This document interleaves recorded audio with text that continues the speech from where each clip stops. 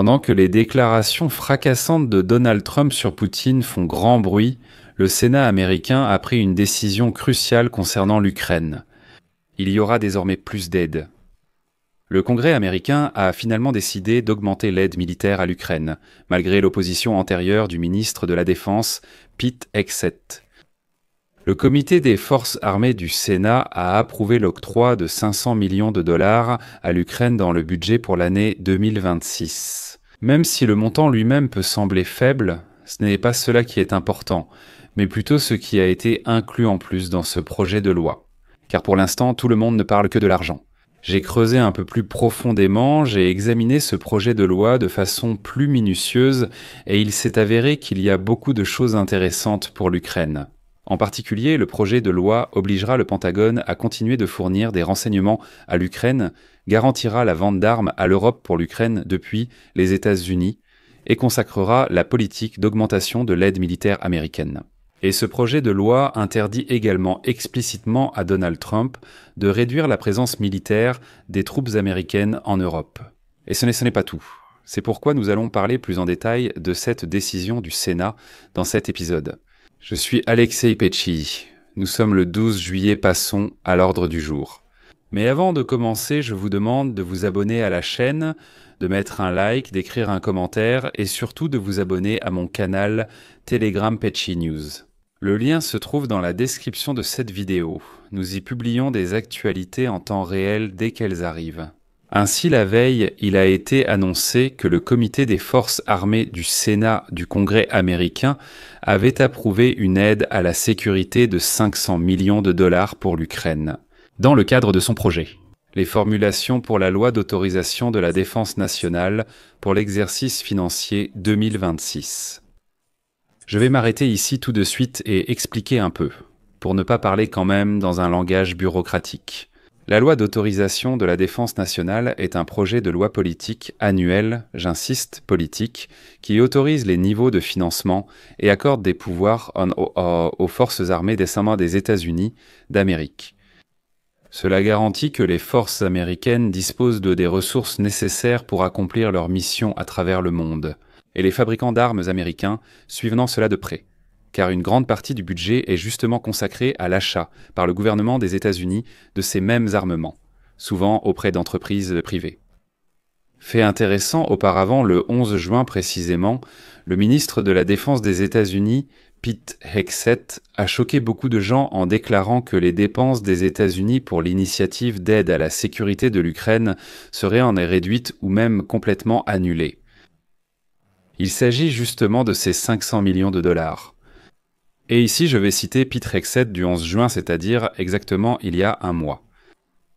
L'administration actuelle de Donald Trump a une vision complètement différente du conflit en Ukraine.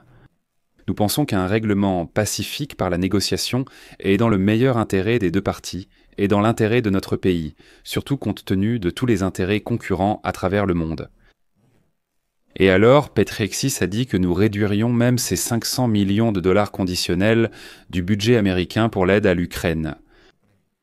Mais le comité du Sénat du Congrès américain en a décidé autrement et inclut finalement cette aide. Et ici, il est important d'expliquer un autre point très important. Certains médias ukrainiens ont mal interprété cette information, disant que le Sénat du Congrès américain alloue déjà 500 millions de dollars à l'Ukraine. Mais non, ce n'est pas tout à fait ça. La décision a été prise par la commission spécialisée du Sénat sur les forces armées qui a voté pour son propre projet de loi sur la défense nationale pour l'année 2026, lequel régule les dépenses de certains programmes de défense. Et dans ce projet, il est proposé d'inclure la possibilité d'allouer 500 millions de dollars à l'Ukraine dans le cadre du programme. C'est ici. Ne confondez pas avec le programme car ce sont des programmes différents. Celui-ci est humanitaire, celui-là est tout de même militaire.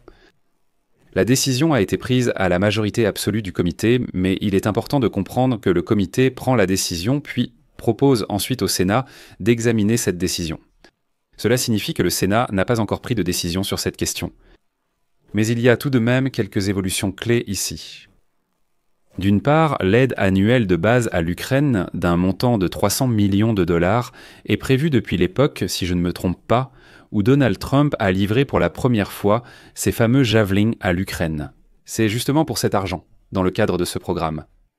Et ces 300 millions de dollars étaient inscrits chaque année dans le budget des États-Unis pendant l'invasion à grande échelle des Russes comme une aide garantie. C'était la base sur laquelle on votait ensuite pour les autres paquets d'aide à l'Ukraine, déjà pour des milliards et des milliards de dollars. En général, c'est plutôt une décision politique qui souligne la position des États-Unis d'Amérique. Autrement dit, il ne s'agit pas du montant en soi. Comprenez bien qu'il ne s'agit que de 500 millions de dollars, rien d'effrayant. D'un autre côté, la commission spécialisée du Sénat du Congrès américain propose pour la première fois d'augmenter le montant à 500 millions de dollars au lieu de 300 millions. Voici le premier point. Le second point. Il y a exactement un mois, comme nous en avons déjà parlé, Pete Hegseth menaçait de réduire même ces malheureux 300 millions de dollars du budget. Si cela s'était produit, la question n'aurait pas été de 300 millions de dollars.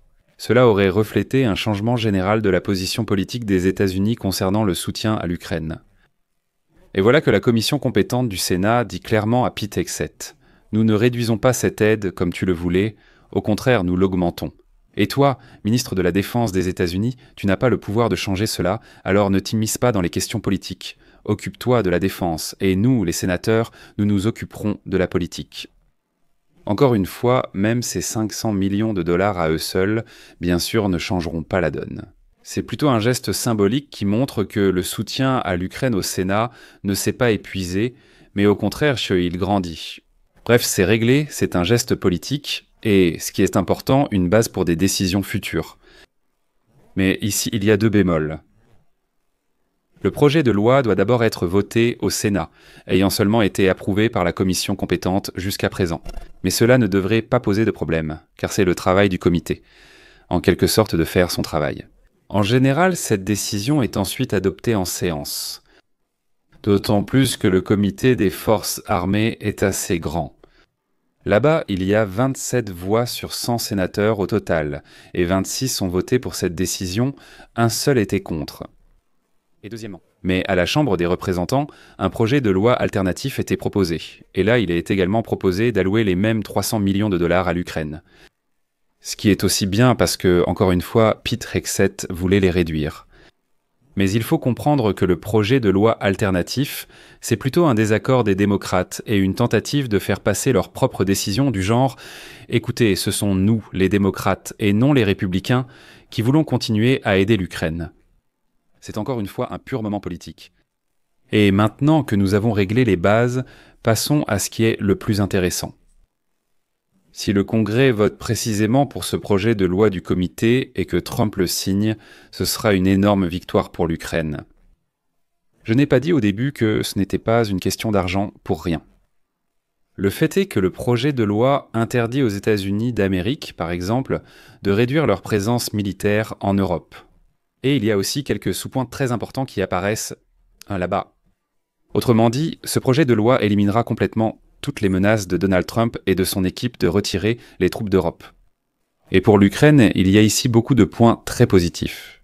Premièrement, le Sénat du Congrès américain exige du Pentagone qu'il élabore un plan clair pour l'entretien des équipements militaires livrés à l'Ukraine, c'est-à-dire qu'il s'engage à réparer les armes déjà fournies à l'Ukraine.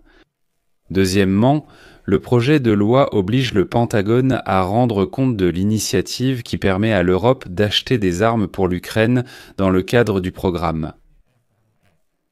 Voilà l'un des points principaux. Pourquoi ? Parce qu'il permettra à l'Europe et à Trump de mettre en œuvre un schéma selon lequel l'Europe achète des armes aux États-Unis et les transfère ensuite à l'Ukraine. Et le Pentagone devra non seulement faciliter cela, mais aussi rendre compte chaque trimestre de la mise en œuvre de ce programme devant le Congrès.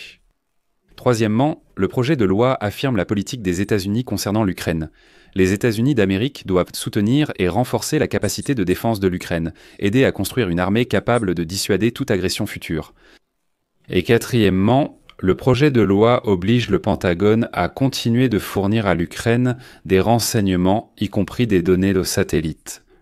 Et ce qui est important, punir le Pentagone si Pete Hegseth décide à nouveau de suspendre l'échange de renseignements avec l'Ukraine.